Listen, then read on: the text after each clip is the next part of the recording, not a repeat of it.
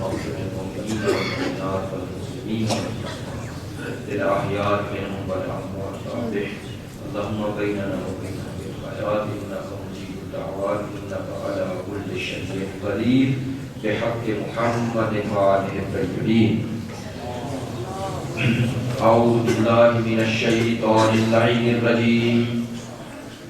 بسم الله الرحمن الرحيم. الحمد لله الذي جعلنا من المتمسكين بولاية أمير المؤمنين وبولاية الأئمة المعصومين صلوات الله عليهم أجمعين.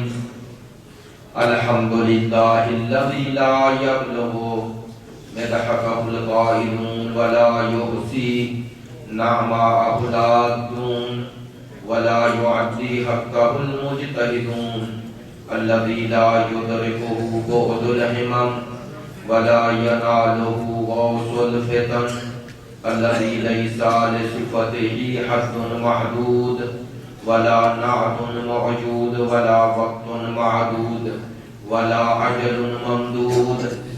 فطر الخلائق بقدرته ونشر الرياح برحمته والصلاة والسلام على سيدنا ومولانا حبيبنا وحبيب قلوبنا شفيعنا وشفيع ذنوبنا أبي القاسم محمد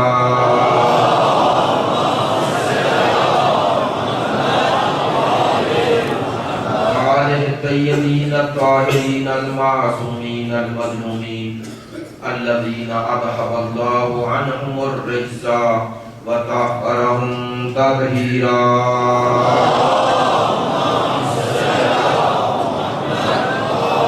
واللعنة الدائمة على منكر فضائلهم وغاصبي حقوقهم من الآن إلى قيام يوم الدين. أما بعد فقد قال رسول الله صلى الله عليه وآله وسلم إني تارك فيكم الثقلين كتاب الله وعترتي أهل بيتي ما إن تمسكتم بهما لن تضلوا بعدي أبدا ولن يفترقا حتى يرد علي الحوض. رب اشرح لي صدري ويسر لي أمري واحلل عقدة من لساني يفقهوا قولي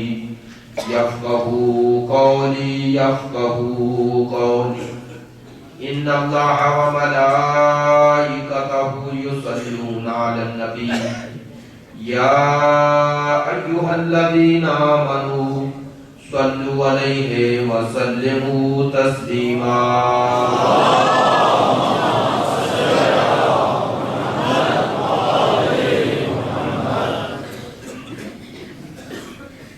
احترام معزز مکرم عزاداران سید الشہداء محبان اہل بیت پیروان مکتب ولایت عاشقان مکتب شہادت.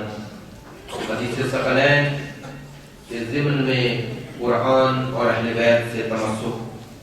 لیکن جیسا کہ میں نے عرض کیا ابتدائی گفتگو میں خود اس حدیث اور فہم حدیث ضروری ہے چونکہ عمل حدیث اس وقت تک ممکن نہیں ہے جب تک خود حدیث کو نہ سمجھا جائے. حدیث ثقلین وہ حدیث ہے جسے ہم امامت و حجیت و مرجعیت معصومین کے لیے پیش کرتے ہیں. یہ ہمارے مکتب کے عقائد میں شامل حدیث ہے. اس حدیث کو ہم حجیت اتباع و اقوال معصومین کے لیے پیش کرتے ہیں اور ہمارے علماء کی شروع سے یہ روش رہی ہے کہ وہ اس حدیث کے ذریعے ائمہ اہل بیت کی بعد رسول افضلیت کو، حجیت کو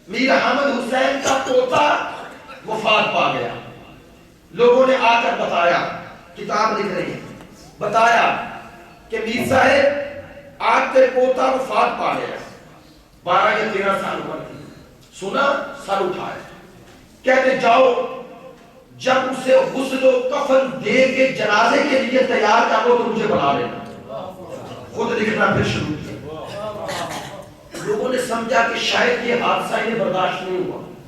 وہ گئے, غسل دیا, کفن پہنایا, جنازے کے لیے آمادہ کیا, پھر پیغام بھیجا, میر صاحب آئیے, آپ کے پوتے کا جنازہ تیار ہے. کہتے ہیں قلم ہاتھ میں تھا, کہتے ہیں جاؤ اس پر جنازہ پڑھو, اسے دفن کر دو. انہوں نے کہا آپ کا پوتا وفات پا گیا, سنیں گے؟ انہوں نے کہا سنو, میں مکتب آل محمد اور ولایت علی کو ثابت کرنے کے لیے یہ لکھ رہا ہوں. اگر یہاں سے وہاں جاتے ہوئے اس دوران مجھے موت آ جائے تو جو میں لکھنا چاہ رہا تھا وہ نہیں لکھ سکوں گا. میں نے جو لکھا ہے مجھے امید ہے میرا پوتا قبر میں بعد میں پہنچے گا, اس کا وارث قبر میں پہلے پہنچ گا.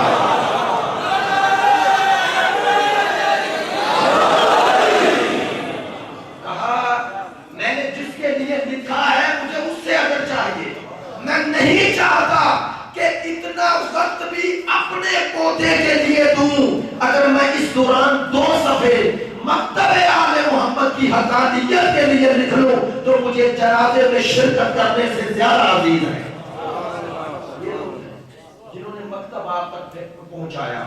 اور میر احمد حسین کے بیٹے میر ناصر حسین, انہوں نے اپنے والد کے حالات زندگی بیان کرتے ہوئے اس میں لکھا, جب ہمارے والد محترم کی وفات ہو گئی, وہ سال آئے, علماء کے غسل دینے والے, بیٹے نہیں تھے, دوسرے لوگ تھے, بڑے جید علماء. کہتے ہیں جب ان کو غسل دینے کے لیے آئے, انہوں نے دیکھا کہ ان کے سینے ایک نشان ہے لمبائی میں, اس طرح نشان ہے, گہرا پڑا ہوا ہے. دیکھا, کسی نے توجہ نہ کی. ایک عالم دین نے ان کے بیٹے میر ناصر سے یہ کہا کہ آپ کے والد محترم کے سینے پر ہم نے چوڑائی میں ایک نشان دیکھا, جس طرح کوئی چیز رکھی ہوئی ہے, یہ کیا نشان تھا؟ کہتے ہیں تھوڑی دیر بعد سوچنے کے بعد ان کا بیٹا زاروں قطار رونے لگا. اب حیران ہو گیا وہ سوال کرنے والا. اس نے کہا رو کیوں رہے ہیں؟ کہا میرے والد ضعیف تھے, عمر کے اس حصے میں تھے, لکھتے تھے, پڑھتے تھے. کہا جب تھک جاتے تھے لیٹ جاتے تھے, تکیہ رکھتے تھے اور کتاب یہاں رکھ لیتے تھے. کہا میرے والد نے اتنی زیادہ دفعہ کتاب رکھ کے پڑھی کہ کتاب کا نشان پڑ گیا. یہ لوگ ہیں, یہ وہ غیرت دینی اور غیرت شرعی رکھنے والے. ان کے حوالے سے بات کرتے ہوئے سب سوچیں ورنہ توفیقات سلب ہو جاتی ہیں. ہاں, جہالت مرض ہے, جہالت مرض ہے. ایک جملہ کہہ رہا ہوں, جہالت مرض ہے. یاد رکھو, مولا علی کے سر پہ تلوار منافقت نے نہیں ماری, جہالت نے ماری. مولا علی کا قاتل منافق تھا, لیکن منافق ہونے سے بعد خوارج میں سے تھا. خوارج جو علی سے لڑے ہیں وہ منافق نہیں تھے, جاہل تھے. ہاں, مکتب علی کو 2 لوگوں سے خطرہ ہے, منافقین سے بھی, جہلا سے بھی. منافق جو نفاق کرتا ہے اس کے پیچھے غرض ہے, اور جاہل جو کام کرتا ہے اس کے پیچھے مرض ہے. اہل بیت کے مکتب کو 2 طرح کے لوگوں سے خطرہ ہے, اہل غرض سے بھی, اہل مرض سے بھی. ان دونوں سے مکتب آل محمد کو خطرہ ہے, اور ان کو مٹانے کا ایک ہی ذریعہ ہے, اپنے اندر شعور اور علم کو اضافہ کریں. جتنے آپ عالم بنیں گے, جتنے اپنے علم میں اضافہ کرتے جائیں گے, جہلا اتنے ہی تحت چھپا جائیں. تو یہ الفاظ کرنے کا مقصد یہ تھا. مکتب آل محمد کے ماننے والوں نے اس حدیث پر بہت مشہور کتابیں لکھی تھی. ابکار کی ایک پوری جلد اس کتاب, اس حدیث پر ہے, حدیث ثقلین. توجہ فرمائیے, حدیث ثقلین کے حوالے سے یہ باتیں کرنا ضروری ہے اپنے نوجوان بھائیوں کے لیے. میں نے روزانہ یہ کہہ رہا ہوں, ان گفتگوؤں کو عام درس سے ہٹ کر یہ نہ سمجھا جائے کہ سبھی گفتگو نہیں، یہ معلومات ہے جو نوجوانوں تک پہنچنی چاہیے۔ حدیث ثقلین وہ حدیث ہے جو ہمارے مذہب کے اعتقادات میں استعمال ہو، ہم اس کے ذریعے مرجعیت، امامت، ولایت، رہبری اہل بیت کو ثابت کرتے ہیں۔ توجہ فرمائیے گا، دو طرح کی حدیث ہے، میں نے گفتگو شروع کر دی، انشاءاللہ آپ پوری طرح متوجہ ہیں۔ دو طرح کی حدیث ہے، ایک وہ حدیث ہے جن میں اہل بیت کی فضیلت بیان ہوئی، فضائل اہل بیت کی حدیث ہے۔ کچھ احادیث ایسی ہیں جس میں اہل بیت کی فضیلت کا ذکر نہیں، اہل بیت کے منصب کا ذکر ہے۔ سنیے گا، توجہ فرمائیے گا، ممکن ہے آپ فضائل اہل بیت کی حدیث ساری زندگی نہ سنیں، ہے وہ حدیث بھی ہے کہ یا علی تیرے فضائل اتنے ہیں، مولا کائنات کے بارے میں سرکار دو عالم نے ارشاد فرمایا تھا نا، اگر کائنات کے سمندر سیاہی بن جائے، درخت قلم بن جائے، لکھنے والے جن و انس ہوں، علی تیرے فضائل کا ایک باب بھی نہیں لکھ سکتے۔ تو فضائل کہا، فضائل مقامات معنوی اور فضائل علی اتنے ہیں، خود سید الانبیاء نے فرمایا کہ قابل احسان ہے، شمار نہیں ہے۔ توجہ فرمائیے گا، ممکن ہے آپ کوئی فضیلت کی حدیث ساری زندگی نہ سنیں، آپ کی زندگی پہ کوئی فرق نہیں پڑے گا، کیوں؟ چونکہ اس میں اہل بیت کی فضیلت بیان ہوگی، منصب نہیں۔ توجہ فرمائیے، لہذا سرکار نے دو طرح کی حدیث بیان فرمائی، کچھ احادیث میں منصب اہل بیت، کچھ احادیث میں فضیلت اہل بیت۔ بس میرا جملہ ضائع نہیں ہوگا، آپ تک پہنچے گی بات۔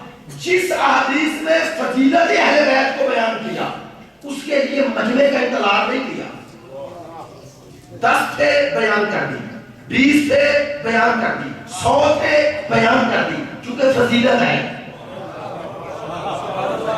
فضیلت ہے۔ لیکن جہاں منصب کا مسئلہ تھا وہاں مجمع کا انتظار کیا۔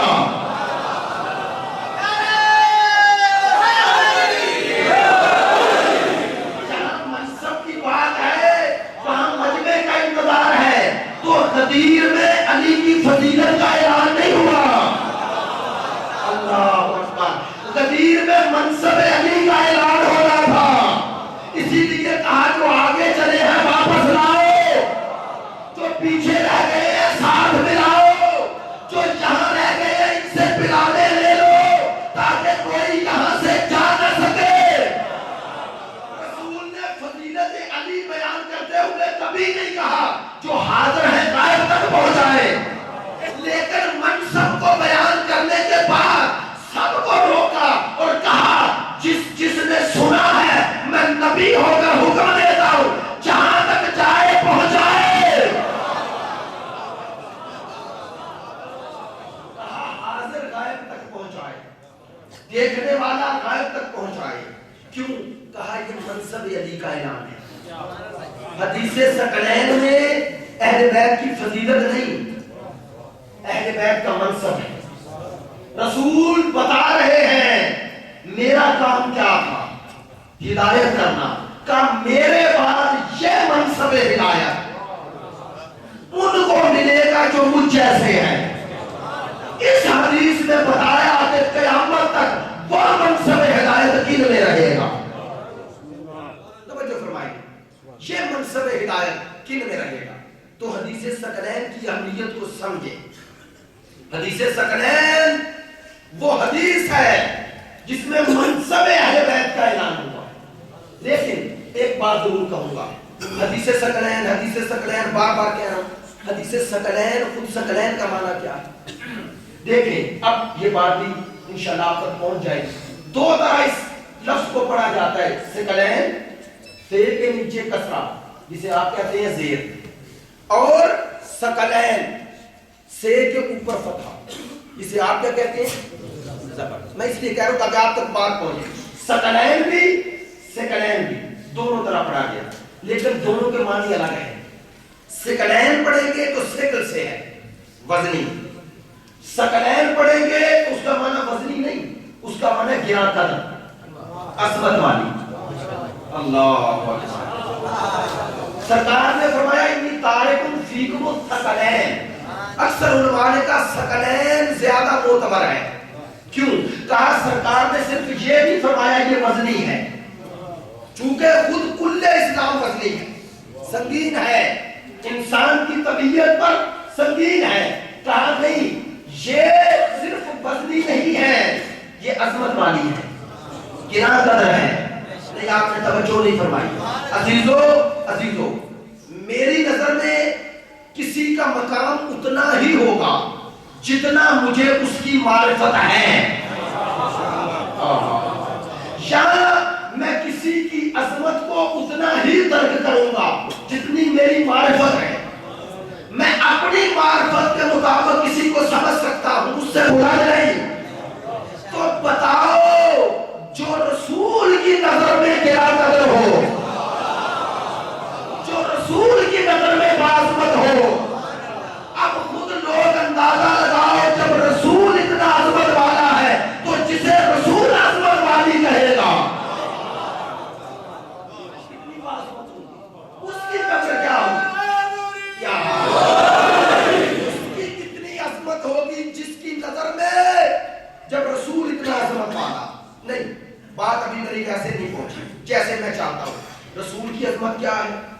رسول کی عظمت کیا ہے؟ خدا نے کہا عظمت رسول سمجھنا ہے، سنو میں بتاتا ہوں. سبحان الذی اسری بعبدہ.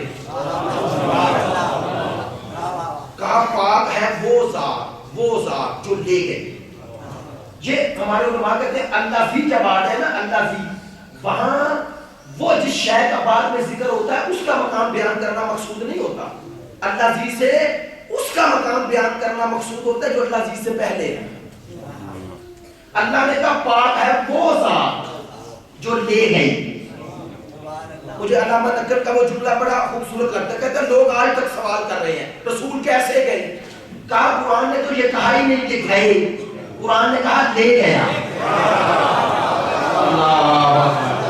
کہا رسول پر اعتراض یا سوال نہ کرو کیسے گئے.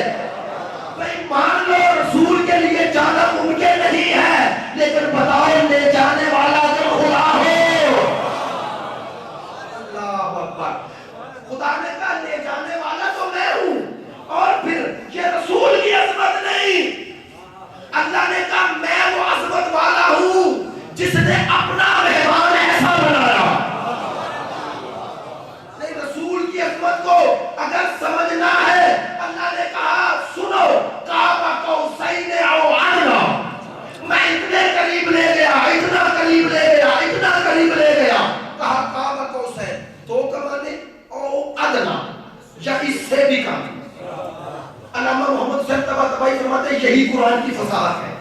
کہا دو کمانے کا فاصلہ تو معین ہو گیا. اب لوگ کہیں کہ رسول اور خدا میں دو کمانوں کا فاصلہ رہ گیا. کہا نہیں، او ادنی، اس سے بھی کم. اب اس سے کم کتنا ہے یہ نہیں بتایا، اس سے کتنا کم یہ نہیں بتایا. عزیزوں یہ میرا موضوع نہیں ہے، توجہ فرمائیں گے. کہا رسول کی قربت کا یہ مقام. اب قربت کا کیا مانا؟ قربت ایسے نہیں ہے زمانی اور مکانی. زمانی اور مکانی قربت کیا ہوتی ہے؟ اس وقت اس ٹائم میں آپ کے قریب ہوں، آپ میرے قریب ہیں، ہم دو چیزوں میں منحصر ہو گئے، زمان میں بھی اس وقت میں اور مکان میں. ٹھیک ہے نا؟ اس وقت میں اپنے گھر والوں سے دور ہوں، آپ اپنے گھر والوں سے دور ہیں، مکان میں بھی زمان میں بھی ہے نا، دور ہے. اللہ کی قربت کا کیا مانا؟ کیا ایسے ہے کہ رسول ایک جگہ سے حرکت کر کے قریب ہوئے، یعنی خدا ایک مکان میں تھا؟ نہیں، اس قربت کا مانا تھا اللہ نے کہا میں نے اپنے رسول کو اپنے صفات کے اتنا قریب کر دیا. اللہ اکبر. کہا تمہاری عبادتوں کا مقصد کیا ہے؟ قربت اللہ. بس سمجھو جہاں تمہاری قربت کی حد ختم ہوتی ہے میری رسول کی قربت کی حد شروع ہوتی ہے.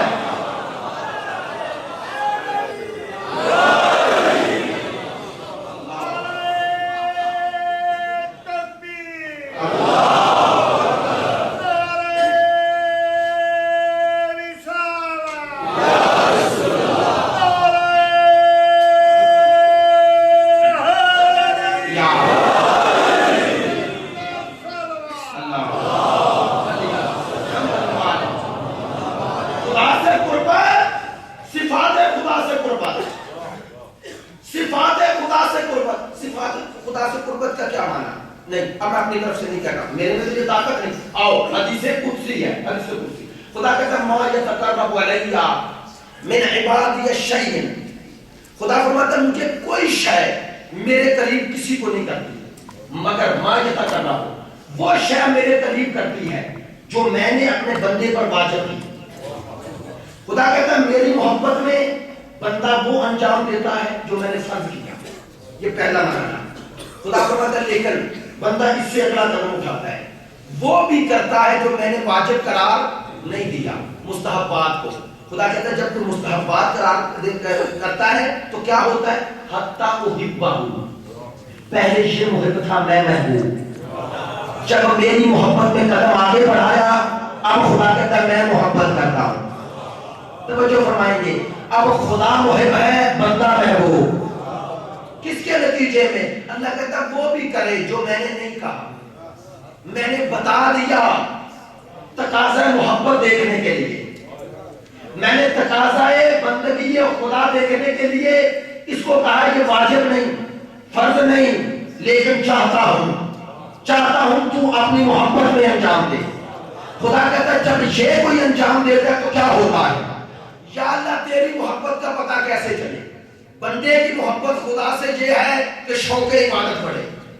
خدا کی محبت کیا ہے؟ خدا کہتا ہے جب میں کسی سے محبت کرتا ہوں کنت سمعہ الذی یسمع بہ، میں اس کا کان بن جاتا ہوں جس سے وہ سنتا ہے. اللہ اکبر.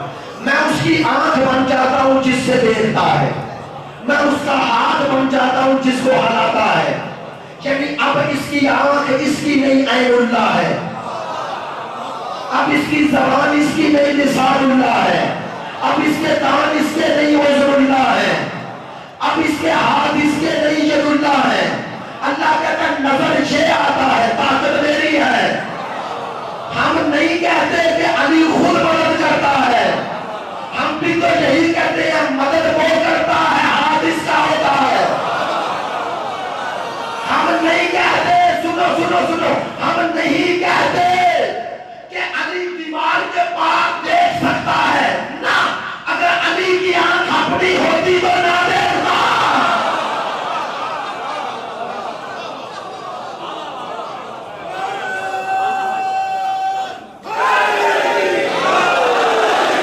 اگر آنکھ اپنی ہوتی تو نہ دیکھتا. اب تعجب کیوں کرتے ہو؟ سوال کرنے والے نے سوال کیا، یا علی بتاؤ اس وقت جبرائیل کہاں ہے؟ علی نے آسمان کو دیکھا، زمین کو دیکھا، دائیں بائیں دیکھا، کہاں تھا جبرائیل؟ کیا اوپر نیچے دائیں بائیں دیکھا کیوں؟ کیا علی کو پتا نہیں تھا جبرائیل سامنے ہے؟ علی نے نگاہ آسمان زمین دائیں بائیں کر کے بتایا میری نگاہ کی حد کیا ہے.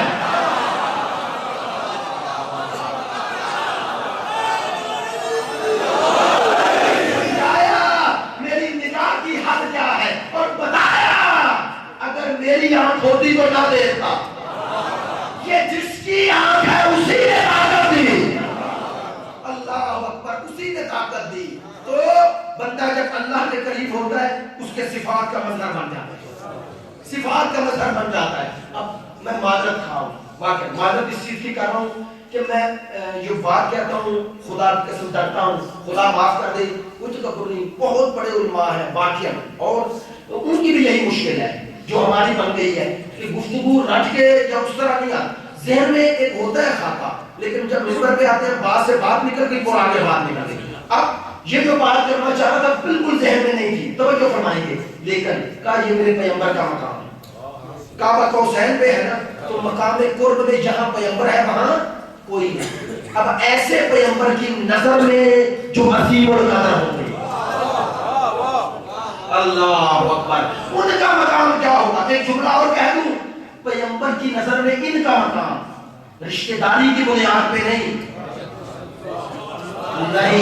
اگر اس کی نظر میں ان کی قدر نہ ہوتی تو اس کی نظر میں بھی نہ ہوتی. کہا اگر ان کے لیے خطبہ چھوڑ رہا ہوں تو خطبہ نانا سمجھ کے نہیں، اگر اسے نواسا سمجھتا تو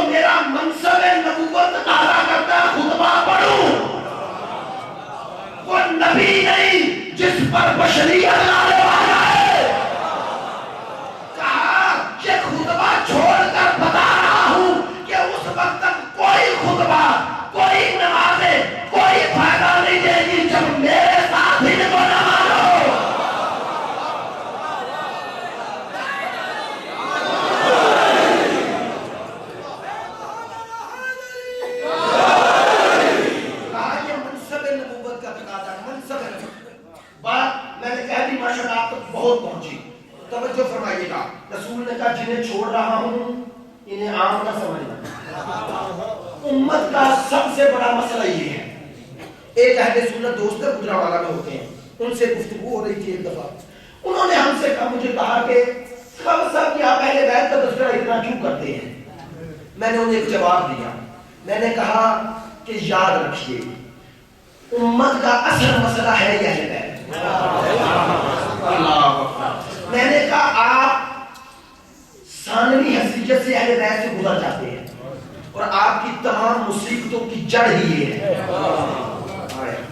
اگر آپ اہل بیت کی اہمیت کو ویسے سمجھ جاتے جیسے رسول کا ذکر کرتے ہیں تو آپ کے مسائل ختم ہو جاتے, مسائل ختم ہو جاتے. انشاءاللہ یہ موضوع آئے گا آگے کہ جب امت اہل بیت سے دور ہوئی, عقائد, اخلاق, احکام اور اجتماعی یعنی سیاسی نظام کہاں تک پہنچا.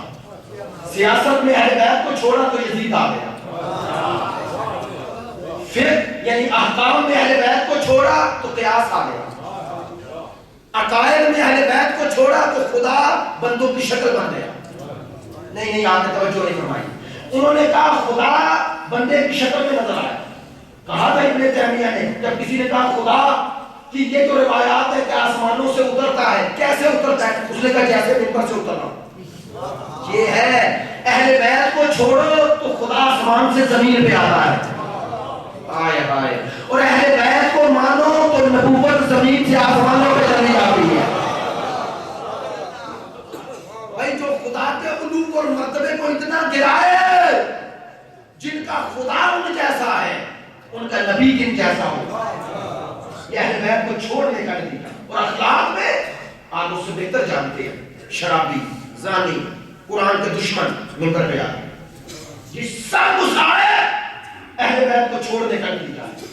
اور یہیں پر یہ بات کہتا ہوں اور گفتگو کو سمیٹتا ہوں. آج اس طرح بات نہ کر سکا جو اصل موضوع تھا. انشاءاللہ چونکہ ابھی ہمارے پاس 8 دن ہے, خدا کرے ان میں مکمل ہو جائے. یہی وجہ ہے. اسی اہمیت کو مد نظر رکھتے ہوئے ساری زندگی امام خمینی رحمۃ اللہ علیہ نے, خدا ان پر رحمت نازل کرے, ساری زندگی انہوں نے وحدت و اتحاد کا درس دیا, لیکن اپنے وصیت نامے کا آغاز اسی حدیث سے کیا. کیوں؟ تاکہ دنیا کو پتا چلے کہ میرے انقلاب کا سبب کون ہے. اور لکھا انہوں نے کہا امت کے تمام مسائل کا حل اس میں ہے کہ اہل بیت کے در پہ آتا ہے. اہل بیت کے در پہ آتا ہے. اور میں یہیں یہ جملہ کہہ چکا ہوں, دوبارہ مناسبت سے کیا دیتا ہوں. میں نے اس چیز کا خلاصہ 2 چیزوں میں کیا ہے. میں نے کہا اگر امت عزت چاہتی ہے, 2 چیزیں ہیں نا, ایک ہوتا ہے انحطاط, ایک ہوتا ہے انحراف. انحراف اور انحطاط میں فرق ہے. لوگ یہ کتابیں تو لکھ رہے ہیں کہ امت کے زوال کے اسباب کیا ہیں. انحطاط زوال ہوتا ہے, لیکن میں کہتا ہوں زوال کے اسباب لکھنے سے پہلے انحراف کے اسباب لکھو. انحراف کسے کہتے ہیں؟ راہ سے ہٹانا. انحطاط کہتے ہیں ذلت تک پہنچانا. ذلت پر آدمی تب پہنچتا ہے جب پہلے راہ سے ہٹے. نہیں, رسول نے امت کو عزت کی آخری منزل تک پہنچایا یا نہیں؟ پہنچایا نا. کن کو پہنچایا؟ جو بیٹیوں کو دفن کرتے تھے, جو بتوں کو پوچھتے تھے, جسے کہتے ہیں آپ دور جاہلیت ہے. کہتے ہیں نا کیسے عزت تک پہنچے, کیسے پہنچے, ان کے پاس کیا آیا؟ توجہ فرمائیے. نئی چیز تھی کیا؟ ایک چیز, وہ کیا؟ رسول سید الانبیاء, اللہ کی رحمت. ورنہ تو وہی عرب تھے, بس عرب وہی تھے, رہبر وہ نہیں تھا. شام والوں کو رہبر وہاں سے ملا. تو بس امت کی سرفرازی کا راز رسول کی رہبری. ہاں, غدیر میں رسول نے اسی رہبری الہی کا تسلسل بتایا. آئے آئے, کاش میری بات آپ تک پہنچے. رسول نے اسی لیے کہا من کنت مولا فہذا امین المولا, کہ آج تک تمہارا رہبر الہی میں تھا, میرے بعد یہ ہے. رسول نے بتایا اگر چاہتے ہو اپنی اس عزت کو قائم رکھو, میرے بعد اپنا ہاتھ اس کے ہاتھ میں دو. آئے آئے, اپنا ہاتھ اس کے ہاتھ میں ہمیں راہ صحیح جو دکھائی وہ کیا تھی؟ کہا عزت کو برقرار رکھنا ہے علی کے ہاتھ میں ہاتھ دو. بس رسول کے بعد غدیر کے مقابلے میں سقیفہ آیا. سقیفے میں کچھ نہیں بدلا. سب سے پہلے ایک شے بدلی. وہ کیا تھی؟ لوگوں نے الہی رہبری کے مقابلے میں اپنی رہبری لائی. کہہ دوں جملہ تو انحراف کی پہلی اینٹ سقیفہ میں رکھی گئی. سقیفہ انحراف کی پہلا قدم تھا. تو ایک ہے انحراف، ایک ہے انحراف. امت اس وقت تک زوال سے نہیں نکلے گی جب تک انحراف سے نہ نکلے. نہیں، آپ تک میری بات نہیں پہنچی. انحراف سے نکلو تو پھر انحطاط سے نکلو گے، پھر زوال سے نکلو گے، پھر ذلت سے نکلو گے، پھر پستی سے نکلو گے. انحراف سے نکلنے کی راہ کیا ہے؟ دو کام کرو. سقیفے سے منہ موڑو، غدیر سے رشتہ جوڑو.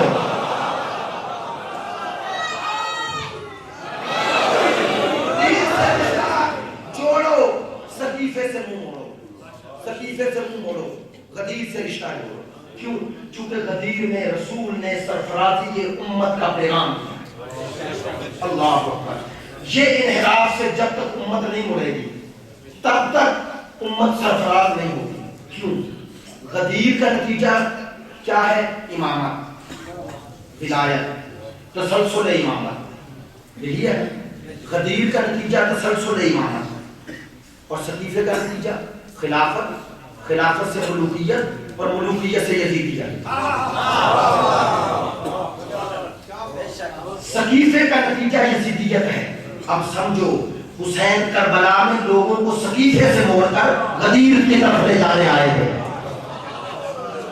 حسین یہی پیغام دینے آئے تھے، اگر ذلت سے نکلنا ہے آؤ، یزیدیت سے منہ موڑ رہے تو غدیر میں آؤ. ایک جملہ کہوں ماشاءاللہ آپ تک میری بات پہنچ جاتی ہے. غدیر بیست کی تکمیل کا نام ہے.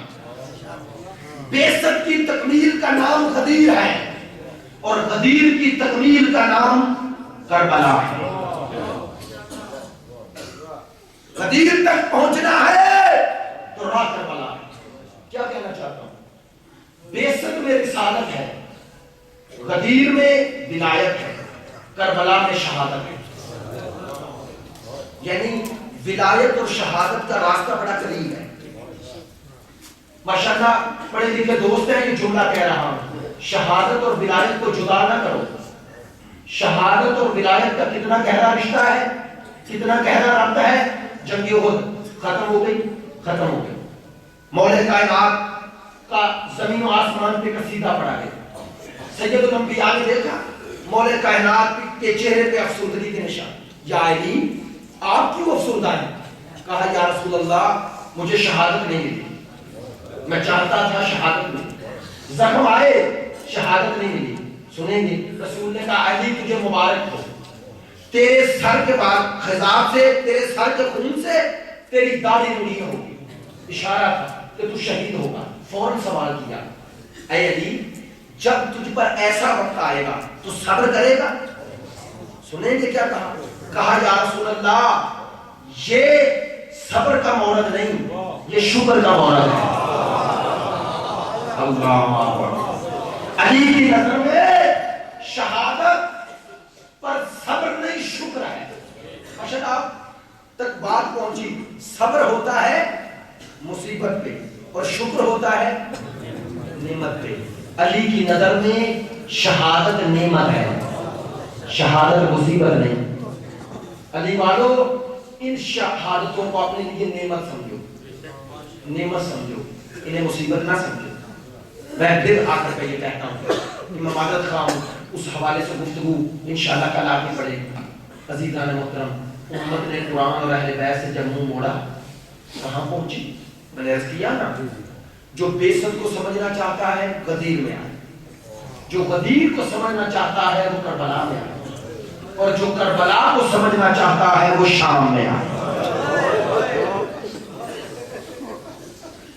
میں مادت کے ساتھ یہ جملہ کہہ رہا ہوں، مادت کے ساتھ خطیبانہ جملے نہیں. میرے استاد محترم مجھے جو ان سے عقیدت ہے واقعی جو انہوں نے میرے سامنے اس بی بی کا مقام بیان کیا ہے تو مبالغہ ہی نہیں کہوں جملہ اگر سید الانبیاء نہ ہوتے انبیاء کی محنتیں نہ بچتی اگر غدیر نہ ہوتی بے ست نہ بچتی اگر کربلا نہ ہوتی تو غدیر نہ بچتا اور اگر زینب نہ ہوتی تو حسین نہ بچتا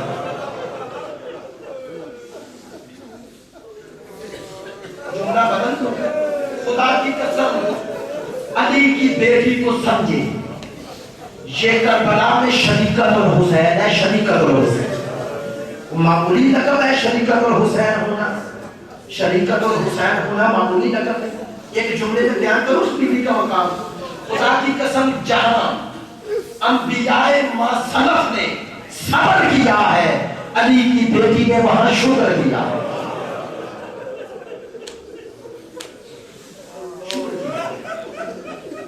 کم نہیں ہے اس بیوی کا مقام کم نہیں ہے ہاں یہی وجہ ہے جب مدینے سے نکلا ہے نا قافلہ تو کل میں نے پڑھا نا جب نکلنے لگا تو زینب آئی بھیا حسین کہاں جا رہے ہیں کہاں سفر ہے کا ارادہ ہے نانا کا حکم ہے بھیا ذرا ٹھہر نا میں ابھی شوہر سے اجازت لے کے کیا جملے کہے تھے حضرت عبداللہ سے کہ ادھر حسین مدینے سے نکلے گے ادھر میرا دم نکل جائے اس قرب اور اس محبت کی بنیاد بھائی نہیں معرفت ہے میں اکثر یہ جملہ کہتا ہوں زینب کربلا میں حسین کی بہن بن کے نہیں آئی یہ وارثہ زہرا ہے جیسے سیدہ شوہر کی تائید نہیں کر رہی تھی کہ شوہر کی ناصرہ نہیں تھی یہ اپنے دور کے ولی کی ناصرہ تھی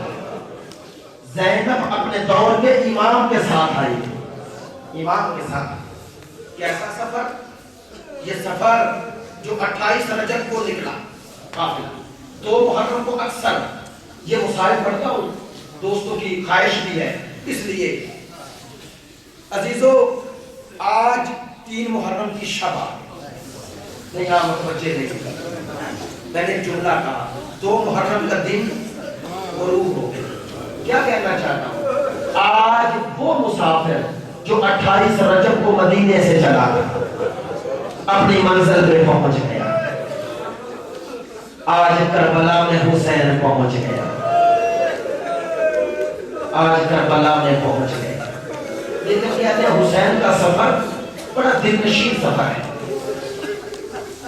شعبان میں پہنچ گئے مکے شعبان رمضان شوال ذیقعدہ ذوالحج کی 8 تک حسین مکے میں رہے مختلف اس میں خطبات ہیں آپ کے موقع فراہم کیے لوگوں کو سوچنے کے لیے یزید کے خلاف لوگوں کو بیدار کیا لیکن 8 ذوالحج کو حسین نکلے ہیں مکے سے کہتے ہیں مکے کے سامنے آئے کعبے کی دونوں ہاتھ پیشانی میں رکھے حسین کہتے ہیں کعبہ تو میرے بابا کی ولادت گاہ بھی ہے میرے جد ابراہیم نے تجھے بنایا میں تیری عظمت تیری عزت تیری توقیر سے آشنا کعبہ حسین کو بڑا افسوس ہے کہ آج تیرا حج کر کے نہیں جا رہا کعبہ میں جا رہا ہوں اور یہ حسین کا تجھ پر آخری سلام ہے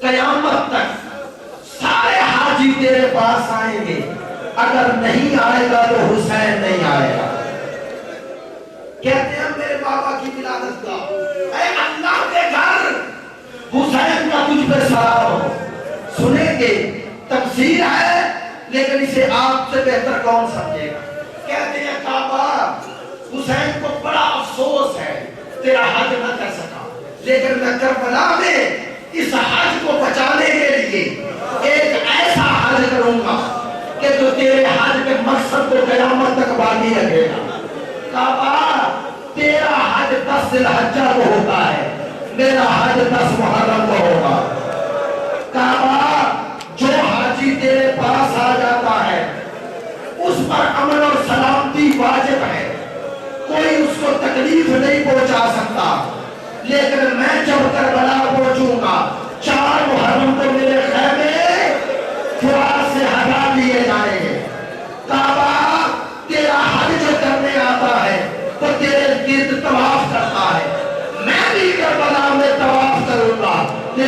فرق ہے، تیرے طواف کے 7 چکر ہیں، میرے طواف کے 71 چکر ہو گئے۔